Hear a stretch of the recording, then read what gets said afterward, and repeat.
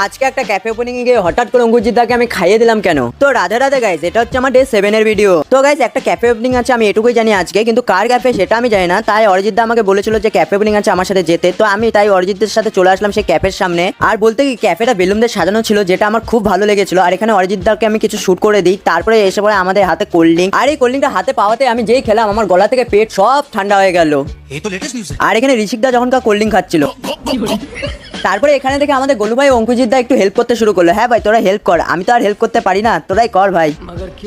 আর বলতে গেলে কি গাইস ক্যাফের ডেকোরেশনটাও ছিল খুবই অসাধারণ। তারপরে আমাদেরকে দিয়ে দেয় এখান থেকে কিছু স্ন্যাক্স। তো আমি যখন এটাকে খাচ্ছিলাম হঠাৎ করে দেখি অঙ্কুরজিৎদা আমাদেরকে কিভাবে তাকিয়ে আছে। আর অঙ্কুরজিৎদা এইভাবে তাকানো দেখে আমি অঙ্কুরজিৎদাকে আমার খাবারটাকে দিয়ে দিলাম। আরে ভাই আমি একটা নিতে বলেছি, তো এতগুলো কেন নিলি? তারপর কিছুক্ষণ পর আমি জানতে পারলাম এই ক্যাফে ওপেনিংটা ছিল আমাদের স্যামদার। তারপর স্যামদা আমাকে দেখে একটা গিফট দিয়ে দিল। সত্যি স্যামদা, তোমার থেকে এই গিফটটা পেয়ে খুব ভালো লাগলো। আর এই স্যামদার ক্যাফে ওপেনিংটা হয়েছে পাতি কলোনিতে। তো তোমরা কবে স্যামদার ক্যাফেতে যাচ্ছ আমাকে অবশ্যই কমেন্টে বলো।